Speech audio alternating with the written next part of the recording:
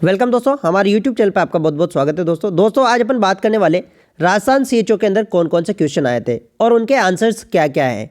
तो बात करें अपन, जो पहला क्वेश्चन है वो आया था, निम्नलिखित में से कौन सा मैक्रो न्यूट्रिएंट नहीं है। ठीक है, यहाँ पर पूछा था मैक्रो न्यूट्रिएंट नहीं है। तो मैक्रो न्यूट्रिएंट की बात किया, यानी कि जो ज़्यादा मात्रा में आवश्यकता नहीं होती है वो नहीं है। Protein, fats, vitamins and carbohydrate. तो यहाँ पर जो करेक्ट आंसर होगा अपना विटामिन्स। ठीक है, विटामिन्स मैक्रोन्यूट्रिएंट नहीं है, प्रोटीन भी मैक्रोन्यूट्रिएंट है, फैट भी मैक्रोन्यूट्रिएंट है, कार्बोहाइड्रेट भी मैक्रोन्यूट्रिएंट है। नेक्स्ट बात करें नेक्स्ट क्वेश्चन की, निम्नलिखित में से कौन सा विटामिन वाटर सोल्यूबल है। यहाँ पर बात करें वाटर सोल्यूबल की, कौन सा विटामिन वाटर सोल्यूबल है।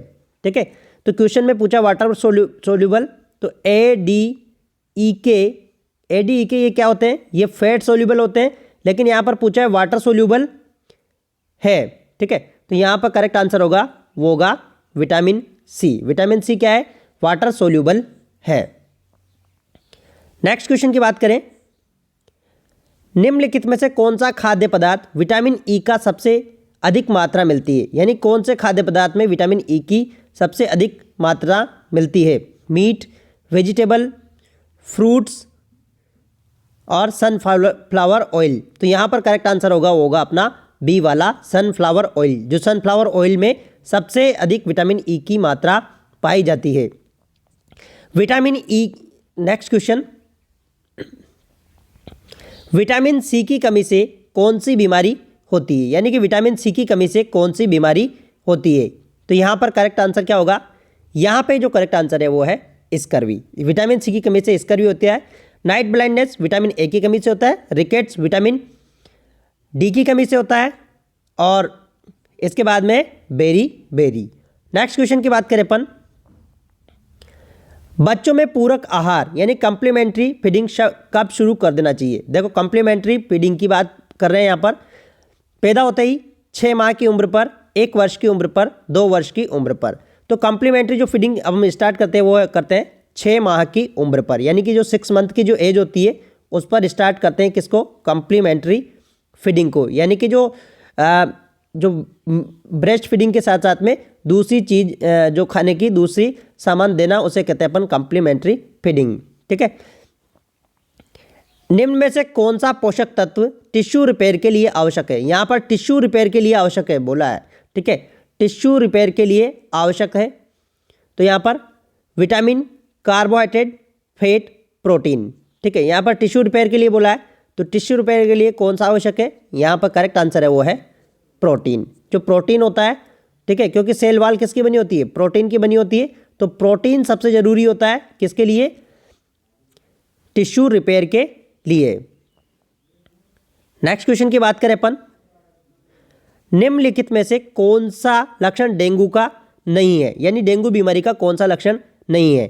तेज बुखार आना, हल्का बुखार आना, आंखों में दर्द होना, जोड़ों में दर्द होना। ठीक है, यहाँ पर बात करें डेंगू बीमारी का लक्षण नहीं है, यहाँ पर क्वेश्चन में क्या पूछा, लक्षण नहीं है।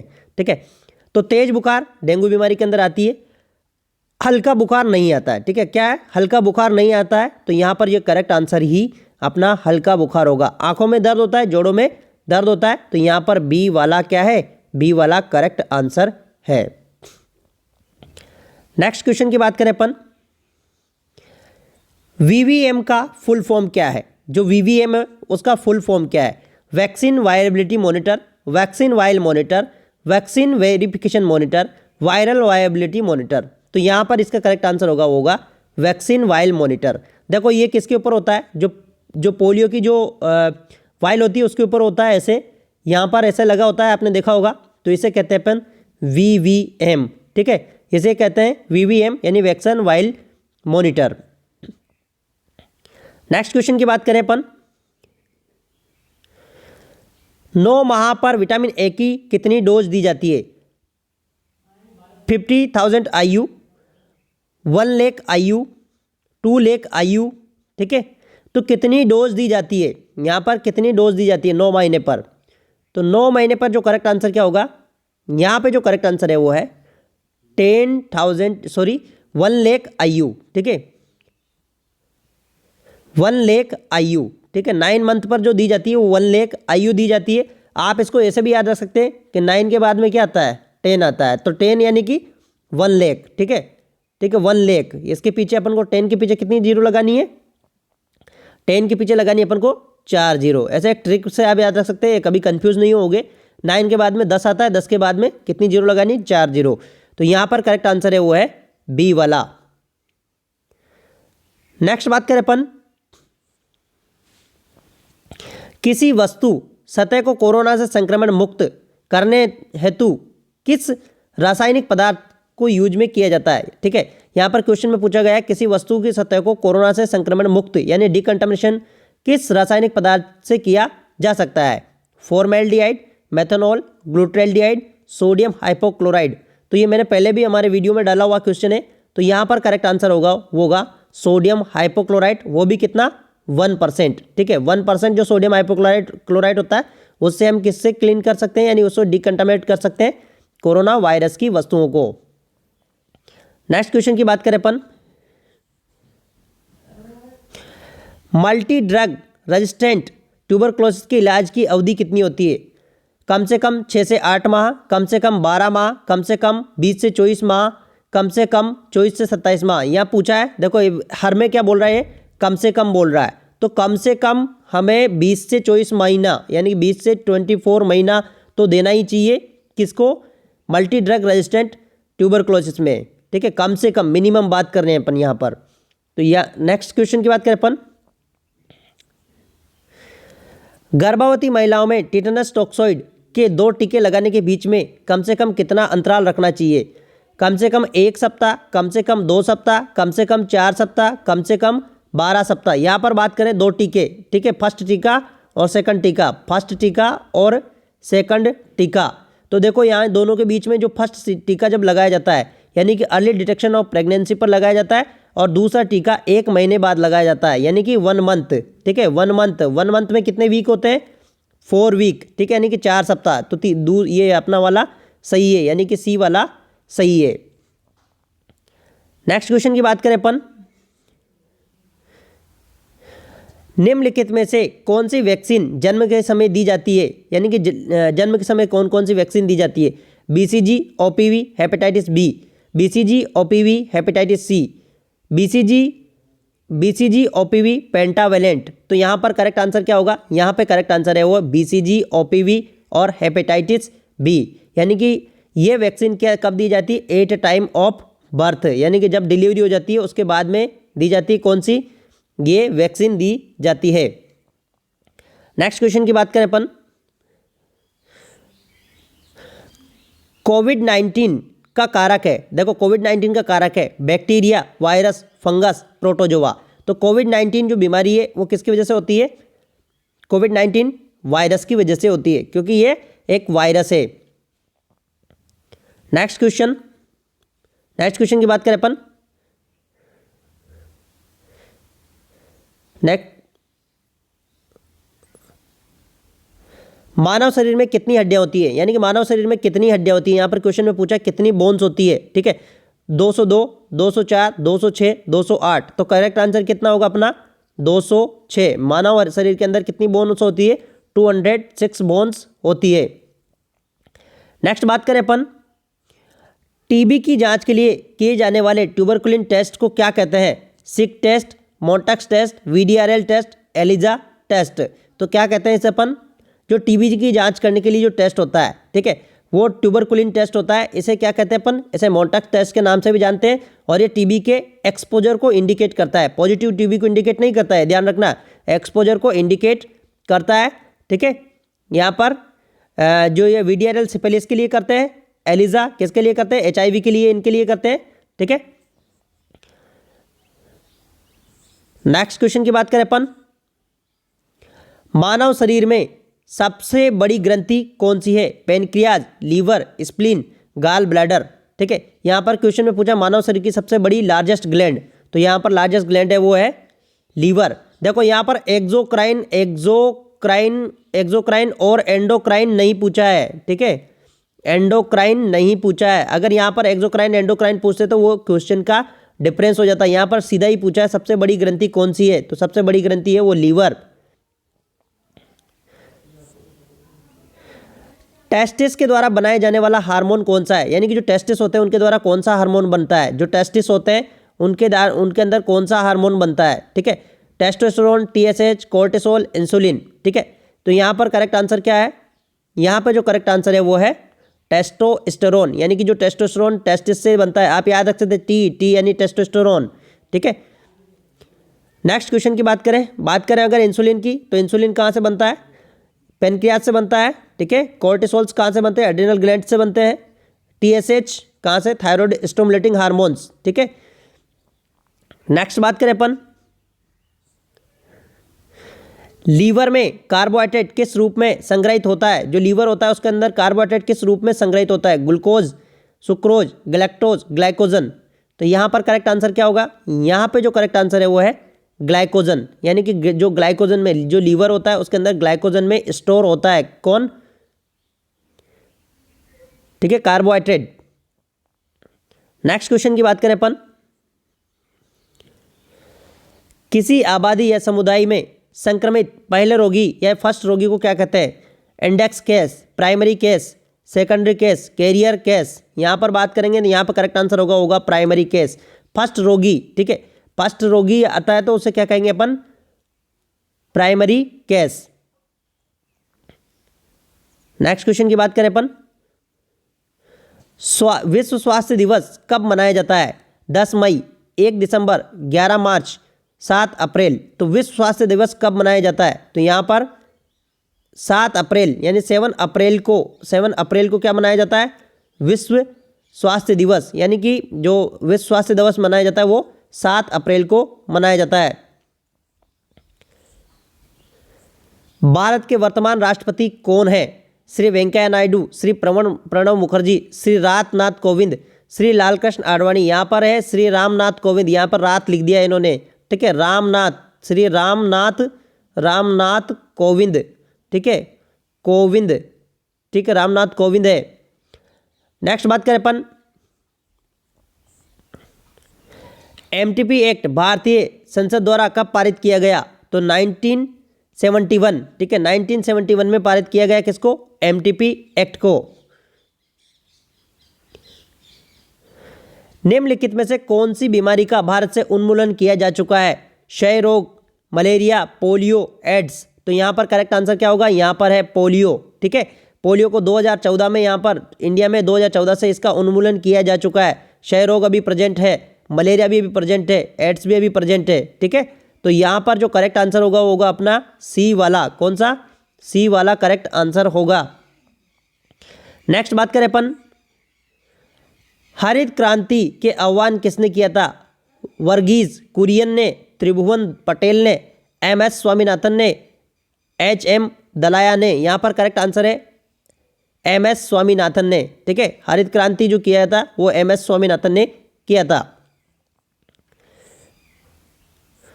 भारत में स्वच्छ भारत अभियान का शुभारंभ कब किया गया, 2 सितंबर 2014,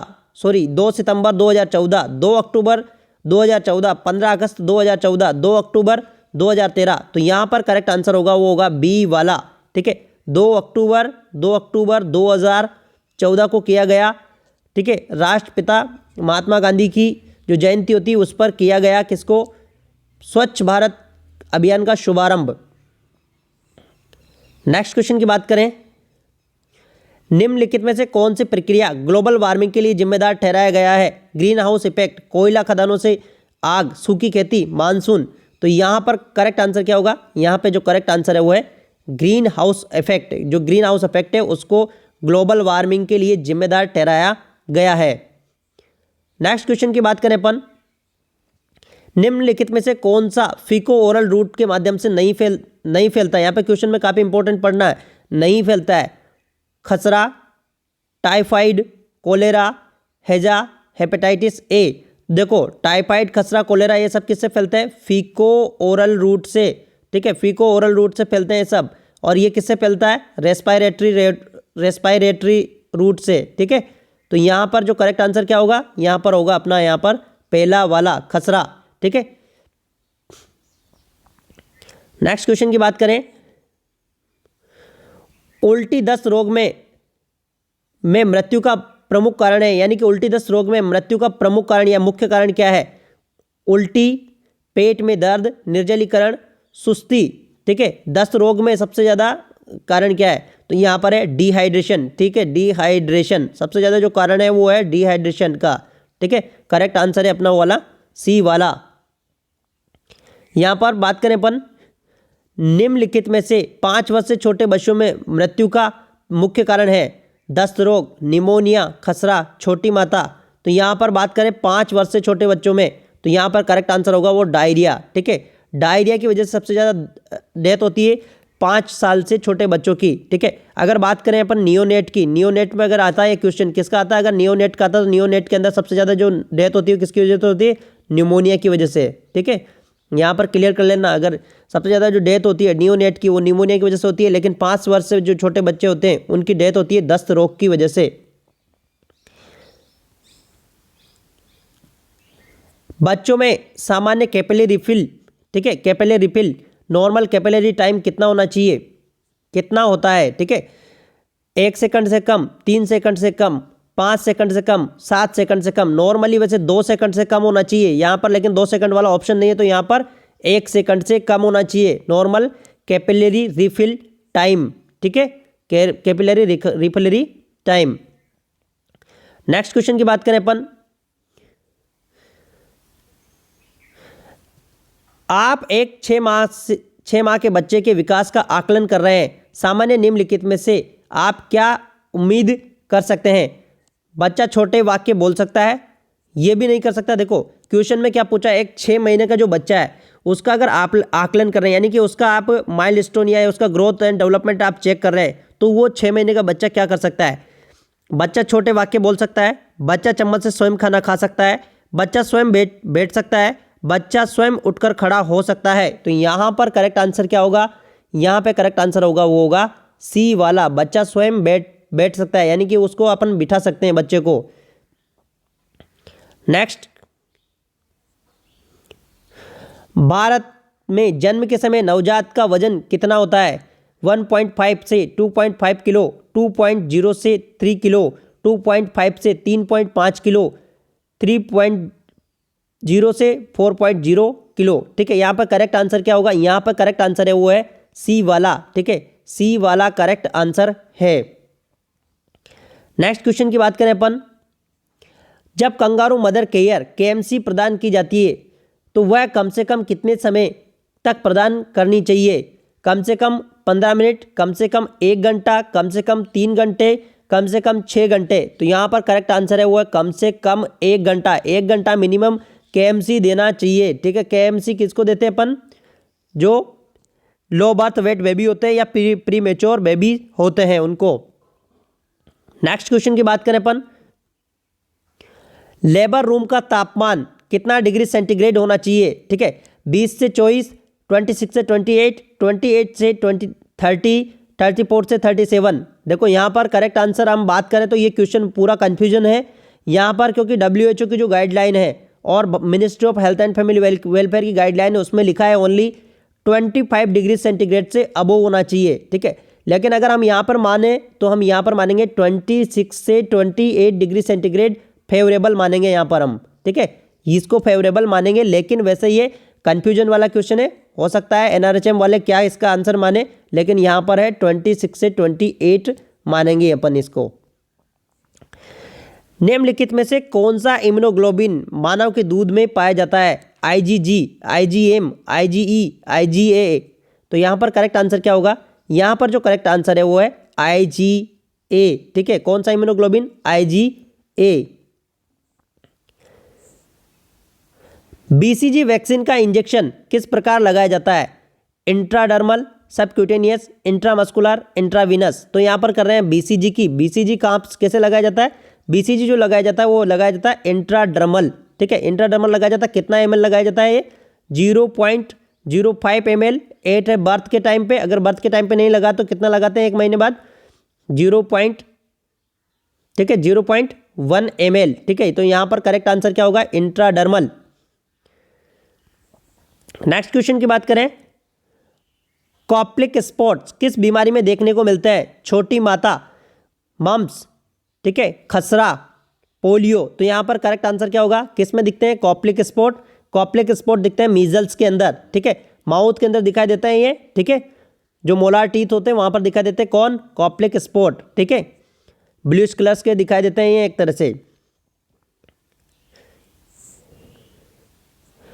समेकित बाल विकास सेवाओं में आईसीडीएस स्कीम में लाभार्थी कौन कौन है, ठीक है, यानी कि इसके अंदर किस किस को बेनिफिट मिला है। 6 वर्ष से छोटे बच्चे, गर्भवती तथा स्तनपान कराने वाली महिलाएं, बुजुर्ग व्यक्ति। तो यहाँ पर करेक्ट आंसर होगा ए और बी, ठीक है, दोनों करेक्ट आंसर है, यानी कि कहने का मतलब डी वाला अपना करेक्ट आंसर होगा, ठीक है। 6 वर्ष से छोटे बच्चे और गर्भवती महिलाएं तथा स्तनपान कराने वाली महिलाओं को भी मिलता है, और यहाँ पर करेक्ट आंसर होगा वो होगा अपना डी वाला, ठीक है। निम्नलिखित में से कैल्शियम का सबसे बढ़िया स्रोत क्या है, कैल्शियम का सबसे बढ़िया स्रोत क्या है, मांस, फल, दूध, सब्जी। तो यहाँ पर करेक्ट आंसर क्या होगा, यहाँ पे करेक्ट आंसर है वो है दूध। दूध सबसे बढ़िया स्रोत है किसका, कैल्शियम का। बात करें नेक्स्ट, प्रसवोत्तर, ठीक है, यानी पोस्टपार्टम हेमोरेज में कौन सी दवा काम में नहीं ली जाती। यहाँ पे सबसे इंपॉर्टेंट चीज़ है, आदमी यहाँ से गलती कर देते हैं, पढ़ते नहीं सही क्वेश्चन को और उसके बाद में गलती कर देते हैं, नहीं ली जाती है ऑक्सीटोसिन, मिथार्जिन, मेफेप्रोस्टोन, मीसोप्रोस्टोल। तो यहाँ पर करेक्ट आंसर क्या होगा, यहाँ पे करेक्ट आंसर है वो मेफेप्रोस्टोन, ठीक है। देखो ऑक्सीटोसिन को भी लिया जाता है, मिथार्जिन को भी लिया जाता है, मीसोप्रोस्टोल को भी लिया जाता है, लेकिन मेफेप्रोस्टोन को नहीं लिया जाता है। ये किसकी तरह कार्य करता है, प्रोजेस्ट्रोन एंटागोनिस्ट, ठीक है, गोनिस्ट की तरह काम करता है कौन, मेफेप्रोस्टोन। तो इसे हमें नहीं लिया जाता है, लेकिन यहाँ पर करेक्ट आंसर होगा अपना वाला होगा सी वाला, क्योंकि क्वेश्चन में पूछा है नहीं लिया जाता है। बात करें अपन यहाँ प्रसव की संभावित एक्सपेक्टेड डेट ऑफ डिलीवरी का पता लगाने के लिए पिछले महामारी के पहले दिवस से कितने दिन जोड़ने चाहिए, ठीक है, कितने दिन जोड़ने चाहिए पिछले महामारी के पहले दिवस से। देखो क्वेश्चन में पूछा पहले दिवस से, तो यहाँ पर करेक्ट आंसर होगा 9 माह 7 दिन। नेगले जो फॉर्मूला होता है उसके अनुसार 9 माह 7 दिन जोड़ना चाहिए। नेक्स्ट बात करें अपन, गर्भवती महिलाओं में सामान्य श्वसन दर यानी कि नॉर्मल रेस्पिरेटरी रेट कितनी होती है, 12 से 16 प्रति मिनट, 18 से 20 प्रति मिनट, 18 से 24 प्रति मिनट, 20 से 24 प्रति मिनट। तो हमारा करेक्ट आंसर होगा 18 से 24 प्रति मिनट, ठीक है। नॉर्मल रेट होती है, उनमें कोई रेट नहीं बढ़ती है, लेकिन जो रेस्पिरेशन का पैटर्न है वो चेंज हो जाता है, वो डायफ्रामिक रेस्पिरेशन होता है, लेकिन पैटर्न यानी कि जो रेट होती है वो वही रहती है, ठीक है। बात करें अपन यहाँ पर फीटोस्कोप से फीटल हार्ट साउंड यानी गर्भधारण की अवधि के कितने बाद सुनी जा सकती है, ठीक है। यहाँ पर बात करें फीटोस्कोप से, ठीक है, फीटोस्कोप से कितने समय बाद,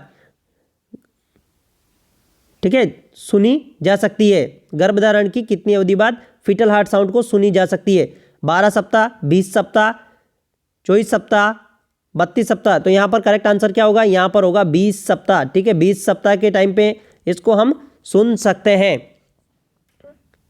नेक्स्ट क्वेश्चन की बात करें अपन,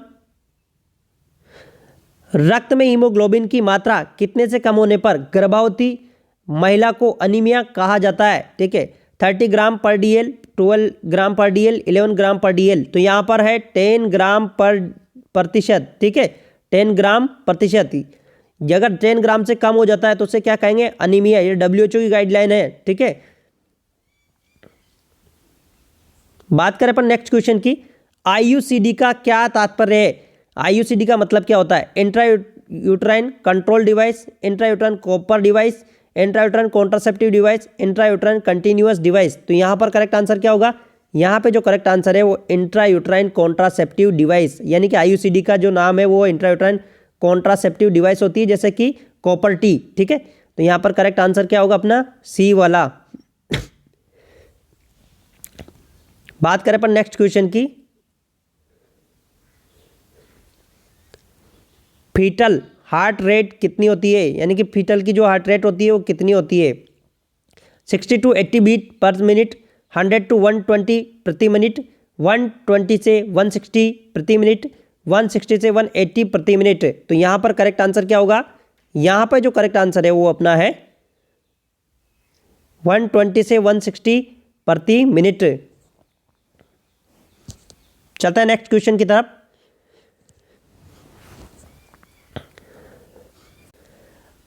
प्रत्येक प्रसव पूर्व जांच में निम्नलिखित में से जांचें की जानी चाहिए। ठीक है, यहाँ पे क्वेश्चन में क्या पूछा है, प्रत्येक प्रसव के पूर्व में निम्नलिखित जांचें की जानी चाहिए, यानी कौन कौन सी जांचें करना चाहिए। Haemoglobin, urine sugar, HCG, haemoglobin, urine sugar, urine albumin, haemoglobin, blood sugar, urine sugar, haemoglobin, urine sugar, HPL। ठीक है, तो यहाँ पर करेक्ट आंसर क्या होगा, यहाँ पे करेक्ट आंसर है वो अपना बी वाला करेक्ट आंसर है, यानी कि हीमोग्लोबिन चेक करना है अपन को। ठीक है, और यूरिन की शुगर चेक करना है और एल्ब्यूमिन को चेक करना है। कई बार ऐसे प्रोटीन भी आ जाता है ऑप्शन में, तो यहाँ पर करेक्ट आंसर है वो अपना होगा बी वाला। ठीक है, नेक्स्ट क्वेश्चन की बात करें। क्वेश्चन में बात करें अपन, एक गर्भवती महिला को 4 माह के गर्भ पर, ठीक है 4 माह यानी अब बात कर रहे हैं किसके, 4th मंथ पर टिटनस का पहला टीका लगा था। अब वे 8वें माह पर जांच के हेतु आई है। आप टीटी के टीके के बारे में क्या निर्णय लेंगे, यानी कि 4 महीने पहले उसको टीटी का टीका लगा था, लेकिन वो दोबारा जांच के लिए आपके पास आई है, तो आप क्या करोगे। टीटी का टीका नहीं लगाएंगे, टीटी का दूसरा टीका लगाएंगे, टीटी का 0.5 ml की जगह 1 ml टीका लगाएंगे, टीटी का टीका लगाएंगे और महिला को 15 दिन बाद टीटी का एक और टीका के लिए बुलाएंगे। देखो यहाँ पर करेक्ट आंसर, देखो टीटी का टीका नहीं लगाएंगे, ये भी रॉन्ग है। यहाँ पर करेक्ट आंसर है दूसरा टीटी का टीका लगाएंगे। ये पूरा इम्यूनाइजेशन शेड्यूल से गवर्नमेंट ऑफ इंडिया का उसमें ऑलरेडी लिखा हुआ है, तो यहाँ पर करेक्ट आंसर है वो अपना है बी वाला। बात करें अपन हीमोग्लोबिन की मात्रा के लिए जांचने के लिए क्या इस्तेमाल किया जाता है, NaCl, N/10, HCl, NaOH, NOH, ठीक है NaOH, ठीक है सोडियम हाइड्रोक्साइड, यानी कि ठीक है ये यूज किया जाता है NaOH। ठीक है, ये यूज किया जाता है कौन, इसके अंदर यूज किया जाता है हीमोग्लोबिन के जांच के लिए। ठीक है 10, ठीक है N/10 NaOH, ये इसको यूज किया जाता है। ठीक है, यहाँ पर डी वाला करेक्ट आंसर है। गर्भवती महिलाओं को कौन कौन से संक्रमण के लिए जांचना चाहिए। ठीक है, यहाँ पर बात करें गर्भवती महिलाओं को कौन से संक्रमण के लिए जांचना चाहिए, यानी कि जब जो प्रेग्नेंट लेडी होती है उनकी कौन कौन सी संक्रमण की जांच करना चाहिए। HIV, hepatitis A, syphilis, HIV, hepatitis B, syphilis, HIV, hepatitis C, syphilis, HIV, hepatitis E, syphilis. तो यहाँ पर करेक्ट आंसर है वो है HIV, हेपेटाइटिस B और सिफिलिस। ठीक है, HIV का टेस्ट करना चाहिए, है ना, हेपेटाइटिस B का करना चाहिए, ठीक है, और VDRL का टेस्ट कराना चाहिए। ठीक है, तो ये करेक्ट आंसर होगा अपना वाला बी वाला। नेक्स्ट क्वेश्चन की बात करें अपन, पार्टोग्राफ में अलर्ट लाइन, ठीक है, और एक्शन लाइन कितने घंटों का अंतराल होता है, 2 घंटे, 3 घंटे, 4 घंटे, 6 घंटे। ये क्वेश्चन पहले हमारे जो वीडियोज़ है उनके अंदर ऑलरेडी बताया हुआ है, तो यहाँ पर करेक्ट आंसर है वो है 4 घंटे। ठीक है, जो 2 लाइन्स होती है उनके बीच में जो डिफरेंस होता है वो कितना होता है, 4 आवर्स का जो डिफरेंस होता है। ठीक है, जो पार्टोग्राफ में। बात करें अपन जन्म के कितने समय बाद नवजात शिशु को स्तनपान करा देना चाहिए, 1 घंटे के भीतर, 2 घंटे के बाद, चिकित्सक के कहने के बाद ही, 6 घंटे बाद। तो यहाँ पर करेक्ट आंसर क्या है, 1 घंटे के भीतर। ठीक है, 1 आवर्स के भीतर, 1 आवर्स के भीतर उसमें क्या करा देना चाहिए, स्तनपान कराना स्टार्ट करा देना चाहिए।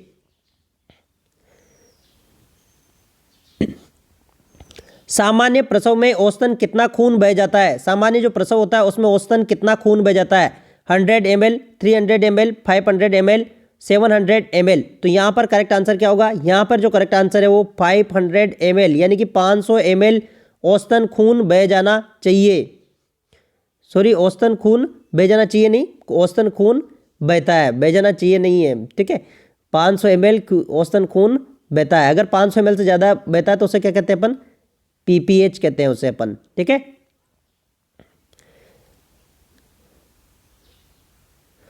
बायोमेडिकल वेस्ट रूल के अनुसार प्लेसेंटा को कौन सी थैली में डाला जाएगा, पीली थैली, लाल थैली, काली थैली, नीली थैली। तो यहाँ पर करेक्ट आंसर क्या होगा, यहाँ पे करेक्ट आंसर है वो है प्लेसेंटा। जो प्लेसेंटा होती है क्या है, एनाटॉमिकल पार्ट होते हैं, एनाटॉमिकल पार्ट, ठीक है, बॉडी के एनाटॉमिकल पार्ट होते हैं। तो एनाटॉमिकल पार्ट कौन से में जाते हैं, येलो बैग के अंदर, ठीक है। यहाँ पे करेक्ट आंसर है वो अपना पहला वाला। नेक्स्ट क्वेश्चन की बात करें अपन, भारत में मातृत्व मृत्यु का सबसे प्रमुख कारण क्या है, यानी कि एमएमआर की बात कर रहे हैं अपन, मैटरनल मोर्टेलिटी रेट का सबसे प्रमुख कारण क्या है, सेप्सिस यानी संक्रमण, टॉक्सिमिया, असुरक्षित गर्भपात, रक्तस्राव। तो सबसे कारण जो प्रमुख कारण है वो है रक्तस्राव, यानी कि इसे कह सकते हैं, हम कह सकते हैं हेमोरेज, ठीक है। नेक्स्ट क्वेश्चन की बात करें अपन, असुरक्षित यौन संबंध, ठीक है, अनप्रोटेक्टेड सेक्स के कितने समय बाद भीतर आपातकालीन गर्भ निरोधक गोली लेने से गर्भ ठहरने की संभावनाएं कम होती है, 24 आवर्स, 48 घंटे, 72 घंटे और 120 घंटे, ठीक है। तो यहाँ पर करेक्ट आंसर क्या होगा, यहाँ पर जो करेक्ट आंसर है वो है 72 आवर्स, ठीक है। 72 आवर्स के अंदर अंदर अगर आपने वो ले लिया है किसको, कॉन्ट्रासेप्टिव को, इमरजेंसी कॉन्ट्रासेप्टिव को, तो गर्भ ठहरने की संभावनाएं कम रहती है। यहाँ पर बात करें अपन प्रसवोत्तर बंध्यकरण यानी कि पोस्टपार्टम स्टेरिलाइजेशन प्रसव के कितने समय बाद किया जाना चाहिए, ठीक है। यहाँ पर बात कर रहे हैं एक तरह से PPIUCD, ठीक है, PPIUCD की बात कर रहे हैं अपन, यहाँ पर postpartum intra uterine contraceptive device की बात कर रहे हैं। तो कितने समय बाद करना चाहिए, 12 घंटे से 7 दिन, 24 घंटे से 7 दिन, 48 घंटे से 7 दिन, 72 घंटे से 7 दिन। तो यहाँ पर करेक्ट आंसर क्या होगा, यहाँ पर जो करेक्ट आंसर है वो है 24 घंटे से 7 दिन, ठीक है। ये गाइडलाइन में लिखा हुआ है कि 48 घंटे बाद नहीं करना चाहिए, ठीक है, मोर चांसेज हो सकते हैं, और 24 घंटे के पहले भी नहीं करना चाहिए क्योंकि इससे भी ब्लीडिंग के चांसेस ज़्यादा बढ़ जाते हैं। तो ये गवर्नमेंट ऑफ इंडिया की जो गाइडलाइन है, आप उसमें भी आप इसको PDF डाउनलोड करके वहाँ से पढ़ सकते हैं। तो यहाँ पर करेक्ट आंसर है वो है बी वाला। वैसेक्टोमी के कितने समय तक किसी परिवार योजना अन्य तरीका इस्तेमाल करना चाहिए, ठीक है। वैसेक्टोमी के कितने समय बाद, 1 माह तक, 3 माह तक, 2 माह तक, 5 माह तक। तो यहाँ पर करेक्ट आंसर क्या होगा, ठीक है, यहाँ पर करेक्ट आंसर है वो है यहाँ पर 3 माह तक, यानी कि 90 डेज तक आपको क्या है, कॉन्ट्रासेप्टिव्स को यूज करना चाहिए अगर वैसेक्टोमी हुआ है तो, ठीक है, क्योंकि स्पर्म 19 डेज तक पाए जा सकते हैं, यानी कि एक तरह से, या फिर ऐसे भी आता है कई बार एग्जाम में, तो कितने एजेकुलेशन, यानी कि 15 एजेकुलेशन तक, ठीक है। हम यहाँ बात कर रहे हैं अपन 19 डेज की। लोवेंजेस्ट्रोल IUCD को कितने समय में बदल लेना चाहिए, लोवेंजेस्ट्रोल IUCD को कितने समय में बदल लेना चाहिए, 5 वर्ष, 10 वर्ष, 15 वर्ष, 20 वर्ष, ठीक है। तो यहाँ पर करेक्ट आंसर क्या होगा, यहाँ पे जो करेक्ट आंसर है वो है 5 वर्ष। 5 वर्ष के अंदर उसे बदल लेना चाहिए। अगर वैसे इसकी जो लाइफ होती है वो 10 ईयर्स होती है, लेकिन इसको हमें 5 वर्ष के अंदर इसको बदल लेना चाहिए।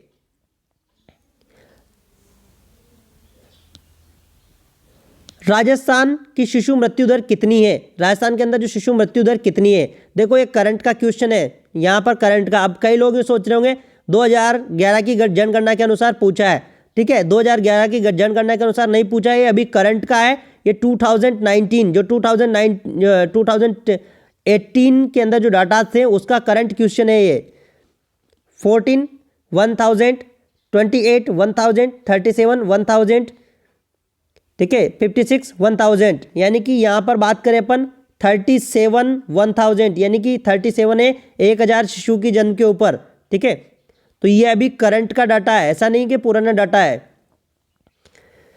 यहाँ पर बात करें अपन BMW का क्या तात्पर्य है, basic medical waste, biomedical waste, blood medical waste, bio man power waste. तो यहाँ पर करेक्ट आंसर क्या होगा, यहाँ पे करेक्ट आंसर है वो है बायोमेडिकल वेस्ट, ठीक है, यहाँ पर करेक्ट आंसर है बायोमेडिकल वेस्ट।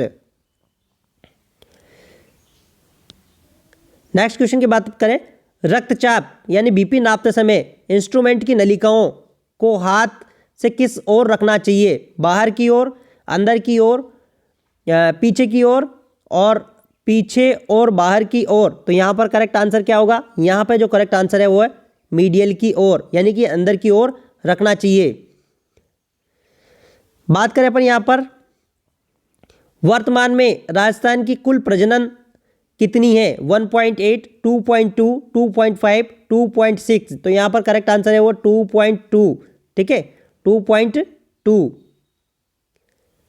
बात करें अपन नेक्स्ट, टाइफाइड बीमारी का पता लगाने के लिए कौन सा टेस्ट किया जाता है?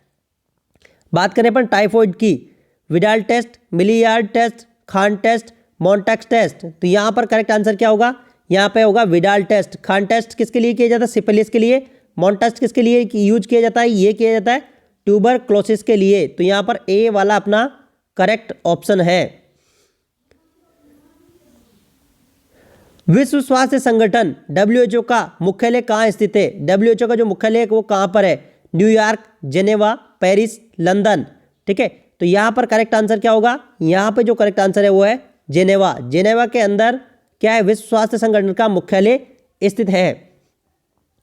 नेक्स्ट बात करें अपन, जल शुद्धिकरण के लिए कौन सा रासायनिक पदार्थ इस्तेमाल में किया जाता है? Lime, bleaching powder, potassium permanganate, formaldehyde. तो जल शुद्धिकरण की बात कर रहे हैं यहाँ पर, जल का स्टेरिलाइजेशन, एक तरह शुद्धिकरण करने के लिए। तो यहाँ पर करेक्ट आंसर है वो है ब्लीचिंग पाउडर। ब्लीचिंग पाउडर को यूज किया जाता है। नेक्स्ट क्वेश्चन की बात करें अपन, प्राथमिक स्वास्थ्य केंद्र में औसतन आबादी कितनी आबादी पर स्थापित किया जाता है? ठीक है, प्राथमिक स्वास्थ्य केंद्र औसतन कितनी आबादी के लिए स्थापित किया जाता है? 5,000, 10,000, 30,000, 50,000। तो यहाँ पर करेक्ट आंसर क्या होगा? PHC की बात करें अपन, PHC। ठीक है, तो PHC का यहाँ पर करेक्ट आंसर है वो है 30,000, यानी कि 30,000 आबादी पर इसको स्थापित किया जाता है। देखो यहाँ पर काफ़ी इंपॉर्टेंट क्वेश्चन है। ठीक है, बहुत ही महत्वपूर्ण क्वेश्चन है ये। वर्तमान में राजस्थान की मातृ मृत्यु दर कितनी है? MMR कितनी है? लगभग 100 पर 1 लाख, लगभग 150 पर 1 लाख, लगभग 200 पर 1 लाख, लगभग 250 पर लाख। देखो यहाँ पर देखो क्वेश्चन में काफ़ी इंपॉर्टेंट पूछा है, वर्तमान पूछा है पे, वर्तमान। ठीक है, वर्तमान, ये नहीं पूछा यानी करंट की पूछा है, ऐसा नहीं कि 2011 की पूछा है। यहाँ पर पूछा है वर्तमान, और आगे ये भी लगा दिया है लगभग। ठीक है, यहाँ पर लगभग भी लगा दिया है, ऐसा नहीं कि मतलब बिल्कुल एकदम फिक्स पूछा है। तो यहाँ पर करेक्ट आंसर होगा अपना होगा बी। ठीक है, 150। अभी इसकी 2018 के अंदर 164, ठीक है, 164 के समथिंग थी। ठीक है, लेकिन यहाँ पर जो करेक्ट यहाँ पर 167, 164 के समथिंग थी, लेकिन अभी जो करंट में चल रही है वो चल रही है यहाँ पर करंट की जो थी वो है अभी लगभग 150 आएगा इसका करेक्ट आंसर। ठीक है, इसका करेक्ट आंसर 150 ही आएगा, ऐसा नहीं है 200 आएगा, क्योंकि यहाँ पर एक तो लगभग लगा दिया है। ठीक है, और दूसरी बात ये भी पूछा है वर्तमान। ठीक है, नेक्स्ट, देश में पिछली जनगणना कब की गई थी? जो देश में पिछली जनगणना कब की गई थी? तो देश में पिछली जनगणना कब की गई थी? 2011 में की गई थी। ठीक है, जो पिछली जनगणना थी वो 2011 में की गई थी। नेक्स्ट बात करें अपन, विश्व की कितनी जनसंख्या भारत में रहती है? यानी कि विश्व की कितनी जनसंख्या भारत के अंदर रहती है? करेक्ट आंसर क्या होगा यहाँ पर? यहाँ पे जो करेक्ट आंसर है वो है 17%। ठीक है, कितना प्रतिशत रहती है? 17% भारत के अंदर रहती है।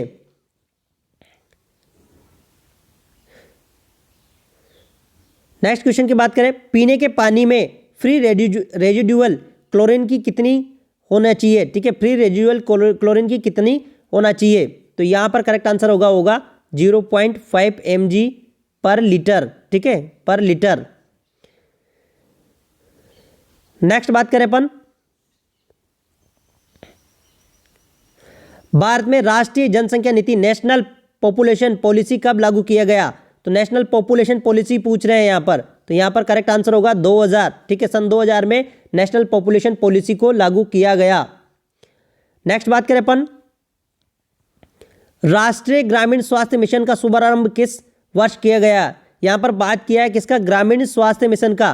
तो यहाँ पर करेक्ट आंसर होगा वो होगा 2005, यानी कि 2005 में इसको क्या किया गया, शुभारंभ किया गया। नेक्स्ट बात करें अपन, आशा सहयोगिनी सामान्य कितनी आबादी के लिए सेवाएं प्रदान करती है, 500, 1000, 2500, 5000। तो यहाँ पर करेक्ट आंसर क्या होगा, आशा सहयोगिनी, यानी कि 1000 की पॉपुलेशन के ऊपर होती है कौन, आशा। नेक्स्ट बात करें अपन, निम्नलिखित में से कौन सी बीमारी का भारत में उन्मूलन कर दिया गया है। यहाँ पर पूछा है उन्मूलन कर दिया गया यानी कि इरिडिकेट कर दिया गया है। मलेरिया, HIV, नारू रोग, घेंगा रोग। ठीक है, मलेरिया भी प्रेजेंट होता है, HIV भी प्रेजेंट है, घेंगा रोग भी प्रेजेंट है, यानी गोइटर प्रेजेंट है। तो यहाँ पर करेक्ट आंसर होगा वो होगा अपना सी वाला। ठीक है, यहाँ पर करेक्ट आंसर है वो है सी वाला। नेक्स्ट क्वेश्चन की बात करें अपन, जन्म तथा मृत्यु पंजीकरण अधिनियम birth and death registration act के अनुसार जन्म का पंजीकरण कितनी अवधि में कर लेना चाहिए, 7 दिवस, 10 दिवस, 14 दिवस, 21 दिवस। तो यहाँ पर करेक्ट आंसर क्या होगा, यहाँ पर करेक्ट आंसर है वो 21 डेज के अंदर अंदर कर लेना चाहिए। ठीक है, नेक्स्ट बात करें अपन, मीजल्स वैक्सीन का रूट ऑफ एडमिनिस्ट्रेशन क्या है। जो मीजल्स का जो वैक्सीन है उसका रूट ऑफ एडमिनिस्ट्रेशन क्या है, इंट्राडर्मल, सबक्यूटेनियस, इंट्रामस्कुलर, इंट्राविनस। तो यहाँ पर करेक्ट आंसर क्या होगा, यहाँ पे जो करेक्ट आंसर है वो है सबक्यूटेनियस, यानी कि उसको किस रूट से दिया जाता है, सबक्यूटेनियस। नेक्स्ट बात करें अपन, एक वयस्क व्यक्ति का बॉडी मास इंडेक्स कितना होना चाहिए, 15 से 19, 20 से 25, 26 से 30, 31 से 35। ठीक है, तो यहाँ पर करेक्ट आंसर है वो है 20 से 25। ठीक है, कितना होना चाहिए, 20 से 25 होना चाहिए। नेक्स्ट क्वेश्चन की बात करें, बच्चों में दस्त रोग के इलाज के लिए ORS के साथ निम्न में क्या दिया जाता है, कैल्शियम, आयरन, विटामिन, जिंक। तो यहाँ पर दिया जाता है जिंक। जिंक की टेबलेट दी जाती है कितने दिनों के लिए, 14 डेज के लिए। ठीक है, नेक्स्ट क्वेश्चन की बात करें अपन, सामान्य व्यक्ति में HbA1c की मात्रा कितनी होना चाहिए। जो HbA1c है उसकी मात्रा कितना होना चाहिए, तो यहाँ पर करेक्ट आंसर क्या होगा, 6% से कम, 6.5 से 7%, 7% से 8%, 3% से कम। तो यहाँ पर करेक्ट आंसर होगा 6% से कम होना चाहिए। नेक्स्ट बात करें अपन नेक्स्ट क्वेश्चन की। क्वेश्चन में पूछा किसी वयस्क रैंडम ब्लड शुगर की मात्रा से मधुमेह या डायबिटीज़ का संदेह होना चाहिए, यानी कि जो रैंडम ब्लड शुगर होती है कितनी मात्रा, तो उससे संदेह होना चाहिए। 80 mg/dl से 100 mg/dl, 100 mg/dl से 140 mg/dl, 140 mg/dl से ज़्यादा, 200 mg/dl से ज़्यादा। तो यहाँ पर करेक्ट आंसर क्या होगा, यहाँ पे करेक्ट आंसर है वो है 140 mg/dl। ठीक है, 140 mg/dl से अगर ज़्यादा है कौन सी, रैंडम ब्लड शुगर, तो उससे हमें संदेह होना चाहिए कि ये डायबिटिक हो सकता है। नेक्स्ट क्वेश्चन की बात करें अपन, डायबिटीज मेलाइटस, ठीक है, कि सबसे ज़्यादा पाई जाने वाली जटिलता कॉम्प्लिकेशन क्या है, ग्लैक्टोसेमिया, हाइपरग्लाइसेमिया, हाइपोग्लाइसेमिया, स्ट्रोक। तो यहाँ पर करेक्ट आंसर क्या होगा, हाइपरग्लाइसेमिया। सबसे ज़्यादा जो जटिलता पाई जाती है वो क्या होता है, हाइपरग्लाइसेमिया होता है। मानव शरीर में कैंसर किस प्रकार फैलता है, त्वचा के माध्यम से, लिम्फेटिक सिस्टम के माध्यम से, रक्त के माध्यम से, B तथा C दोनों। तो यहाँ पर देखो लिम्फेटिक माध्यम से फैलता है और रक्त के माध्यम से फैलता है। तो यहाँ पर करेक्ट आंसर होगा अपना D वाला। ठीक है, यानी कि D वाला, दोनों से फैलता है। निम्नलिखित में से सभी कारण स्तन कैंसर का जोखिम को बढ़ाते हैं सिवाय एक के। देखो क्वेश्चन में क्या पूछा, सिवाय एक के। तो कौन सा ऐसा कोज है, यानी कि एक ऐसा है जिसके द्वारा मतलब स्तन कैंसर जोखिम को नहीं बढ़ता है। देखो लेट मेनोपॉज, अत्यधिक वजन, कई व्यक्तियों के साथ यौन संबंध, शारीरिक व्यायाम न करना। ठीक है, तो यहाँ पर करेक्ट आंसर होगा C वाला। देखो लेट मेनोपॉज की वजह से भी क्या हो सकता है, ब्रेस्ट कैंसर हो सकता है, अत्यधिक वजन की वजह से भी ब्रेस्ट कैंसर हो सकता है, शारीरिक व्यायाम नहीं करने की वजह से भी क्या हो सकता है, ब्रेस्ट कैंसर हो सकता है। लेकिन कई व्यक्तियों के साथ यौन संबंध बनाने से इससे ब्रेस्ट कैंसर नहीं होता, इससे होता है सर्वाइकल कैंसर। सर्वाइकल कैंसर, ठीक है, यहाँ पर आएगा सर्वाइकल कैंसर। तो यहाँ पर करेक्ट आंसर होगा अपना सी वाला। स्तन की स्वयं जांच करने यानी ब्रेस्ट सेल्फ एग्जामिनेशन का सबसे उपयुक्त समय कब होता है? माहवारी के दौरान, माहवारी के प्रथम दिन से 7 दिन के बाद, माहवारी के शुरू होने के 10 दिन से पहले, यदि महिला का हार्मोन ले रही है तो रक्तस्राव शुरू होने से अगले दिन। तो यहाँ पर करेक्ट आंसर है माहवारी के प्रथम दिन से 10 दिन के बाद। ठीक है, नेक्स्ट बात करें अपन गर्भावस्था के दौरान तंबाकू सेवन से क्या हो सकता है? जो गर्भावस्था के दौरान अगर तंबाकू ले रहे हैं तो उससे क्या हो सकता है? समय से पहले प्रसव, बड़े वजन वाला नवजात शिशु, ये भी नहीं होगा, ये भी नहीं होगा, कम नवजात वाला वजन वाला बच्चा, ठीक है, नपुंसकता, ये होगा तीसरा वाला, सी वाला करेक्ट आंसर है, यानी कि लो बर्थ वेट वे भी हो सकता है। नेक्स्ट बात करें अपन इंसुलिन के इंजेक्शन सामान्यतः किसके लिए दिए जाते हैं? Type 1 diabetes mellitus, type 2 diabetes mellitus, type 3 diabetes mellitus, type 1 and type 3 diabetes mellitus. तो यहाँ पर करेक्ट आंसर होगा टाइप 2 डायबिटीज़ मेलाइटस। ठीक है, टाइप 2 के लिए दी जाते हैं किसका? इंसुलिन के इंजेक्शन। ठीक है, क्योंकि इसके अंदर टाइप 2 में क्या है? इंसुलिन नहीं बनता है। सामान्य मानव विकास के लिए प्रति आयोडीन की कितनी मात्रा की आवश्यकता होती है? 50 से 100 माइक्रोग्राम, 50 से 100 मिलीग्राम, 100 से 150 माइक्रोग्राम, 100 से 150 मिलीग्राम। तो देखो यहाँ पर करेक्ट आंसर क्या होगा? यहाँ पे करेक्ट आंसर है वो है 100 to 150 माइक्रोग्राम। ठीक है, नेक्स्ट क्वेश्चन की बात करें अपन सर्वाइकल कैंसर के बचाव के लिए कौन सी वैक्सीन का इस्तेमाल में ली जाती है?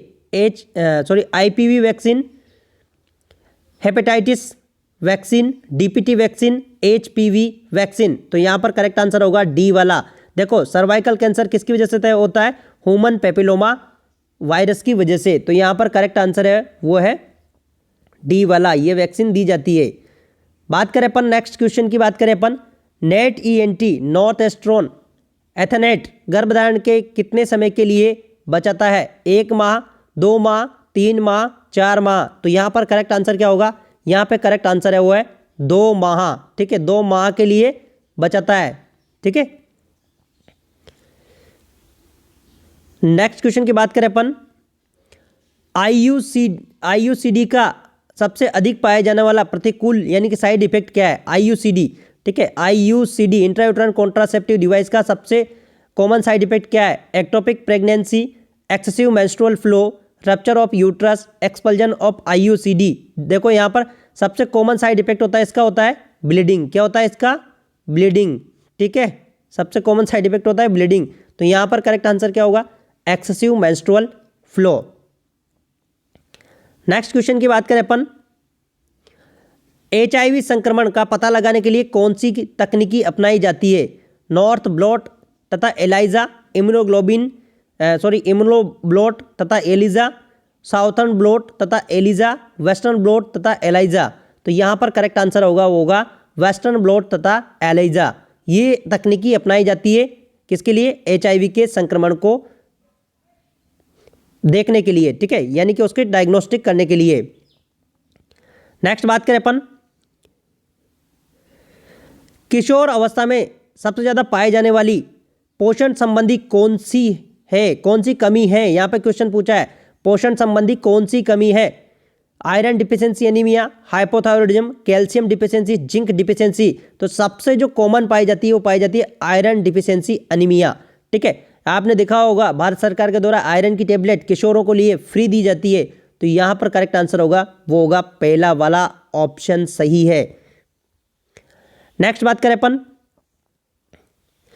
किशोर अवस्था में मृत्यु का सबसे बड़ा कारण है आत्मदाह, दस्त रोग, सड़क दुर्घटना, अनीमिया। देखो किशोर अवस्था की बात कर रहे हैं तो यहाँ पर सबसे ज़्यादा कॉज होते हैं वो एक्सीडेंट की वजह से होते हैं, यानी कि सबसे क्वेश्चन सी वाला सही है, सड़क दुर्घटना। नेक्स्ट क्वेश्चन की बात करें अपन टेस्टोस्टेरोन एक हार्मोन है जो पाया जाता है केवल पुरुषों में, केवल महिलाओं में, केवल पुरुषों में यौवन के समय, पुरुषों तथा महिलाएं दोनों में। ठीक है, यहाँ पर बात कर रहे हैं किसकी? अपन टेस्टोस्टेरोन हार्मोन की। ठीक है, तो यहाँ को इसको बहुत कंफ्यूजन वाला क्वेश्चन है, आप इसको गलत मत कर देना यह क्वेश्चन में यहाँ पर करेक्ट आंसर था वो था डी वाला, यानी कि पुरुषों और महिलाओं दोनों में पाया जाता है कौन, टेस्टोस्टेरोन। ठीक है, महिलाओं में पाया जाता है लेकिन कम मात्रा में पाया जाता है, लेकिन पुरुषों और दोनों में ही इसकी मात्रा पाई जाती है।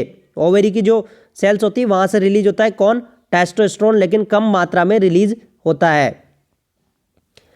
बात करें अपन नेक्स्ट क्वेश्चन की, किशोर बालक बालिकाओं में डीवर्मिंग के लिए एल्बेंडाजोल की कितनी डोज दी जाती है, 100 mg BD, 200 mg BD OD HS, 400 mg OD HS, 800 mg BD। ठीक है, तो यहाँ पर करेक्ट आंसर है वो 400 mg। ठीक है, 400 mg OD HS। ठीक है, ये करेक्ट आंसर है अपना यहाँ पर। नेक्स्ट क्वेश्चन की बात करें अपन, गैर संक्रामण नॉन कम्युनिकेबल डिजीज एक व्यक्ति से दूसरे व्यक्ति को फैल सकते हैं। ठीक है, यानी कि इसका मतलब क्या है, एक व्यक्ति से दूसरे व्यक्ति को फैल सकते हैं, एक व्यक्ति से दूसरे व्यक्ति को संपर्क द्वारा नहीं फैलते हैं, वेक्टर द्वारा फैलते हैं, उपरोक्त में से कोई नहीं। तो यहाँ पर करेक्ट आंसर होगा वो होगा बी वाला। ठीक है, यानी कि एक व्यक्ति से दूसरे व्यक्ति में ये नहीं फैलते हैं।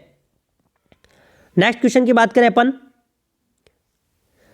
किसी वयस्क व्यक्ति का सामान्य रक्तचाप यानी कि नॉर्मल ब्लड प्रेशर कितना होता है, 120 से 180 mmHg, 130 से 139 by 80 to 89 mm of Hg, 150 से 160 बाई 90 से 19 mm of Hg, 100 to 70 mm of Hg। यहाँ पर सामान्य ब्लड प्रेशर पूछा है। देखो अब सामान्य जो ब्लड प्रेशर है वो पहले अभी कितना था, 120 बाई अपना कितना 120 बाई 80, लेकिन इसकी रेंज में कौन सा आ रहा है, देखो इसकी रेंज में आ रहा है अपना 130 बाई 139 बाई कितना आ रहा है 80 to 89, यानी कि अपना जो करेक्ट आंसर होगा बी वाला। ठीक है, नेक्स्ट बात करें अपन मधुमेह। ठीक है, यानी डायबिटीज के रोगी के प्रमुख लक्षण क्या होते हैं, यानी मधुमेह के क्या क्या लक्षण होते हैं, पोलीयूरिया, पोलीडिप्सिया, ठीक है, पोलीफेजिया। देखो 3P होता है इसके अंदर, कितना होता है 3P होता है किसके अंदर, डायबिटीज के अंदर। तो यहाँ पर करेक्ट आंसर क्या होगा, यहाँ पे करेक्ट आंसर है उपयुक्त सभी। तो थैंक यू दोस्तों, अगर आपको वीडियो पसंद आया है तो वीडियो को लाइक और शेयर और सब्सक्राइब जरूर कर दीजिएगा चैनल को। ये मैंने जो आंसर्स बताए मैक्सिमम करेक्ट है, इसके अंदर हो सकता है एक दो क्वेश्चन में ऊपर नीचे हो सकता है, लेकिन बाकी सारे क्वेश्चंस सारे आंसर एकदम करेक्ट हैं।